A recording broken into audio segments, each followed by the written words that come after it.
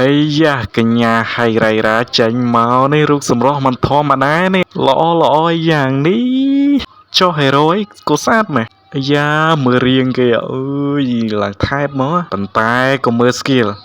និយាយវាថាអញ៉ៃពេញហ្នឹងដឹងស្អីជាស្អីskill ទី1ចាញ់ស្អីអាណាលោតពេញហ្នឹងមានតែ2 skill hero នេះបើនិយាយពី ultimate វិញដឹងស្អីសញ្ញាព្រួយទៅវិញទៅមកអើយឈឺក្បាលនៅលើអ្នកដែលជាដៃ hero assassin គេឲ្យលេបទឹកមាត់ហើយតែខ្ញុំចប់ហើយប៉ុន្តែទៅសារអ្នកលេង assassin ណាទោះបីជា hero បបាក់លេងយ៉ាងណាក៏គាត់នៅតែលេងកើតដែររូបរាងឡើង cute ឡើងស្រីស្អាតនេះគួរតែ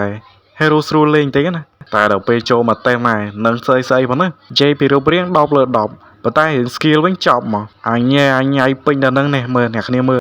ហើយឈឺក្បាលពេលខ្ញុំតេស hero នឹងហើយខ្ញុំប្រកាសជាទៅលេបថ្នាំ pro cold មកគ្រាប់ឯអ្នកគ្នាហើយឮថាហៃរ៉ៃរ៉ាហ្នឹងកូនសិស្សរបស់ហាណាប៊ីអញ្ចឹងបានល្អដូចគ្នាអេកុំគិតដល់ណាដល់នេះអ្នកគ្នាខ្ញុំនិយាយពីរូបរាងសម្រស់របស់គេគឺថាស្អាតហ្មងរាងរបស់គេរូបរាងនេះសមតា hero make ឬក៏មិនត្រូវនេះហើយបើសិនអ្នកទាំងគ្នាចង់ចេះលេង hero នេះក៏ថាយើងចំណាយពេលវេលារៀងច្រើនអីចឹងណាអ្នកគ្នាចំណាយពេលសម្រាប់តេសក៏ដូចជាស្វែងយល់ពី skill របស់ hero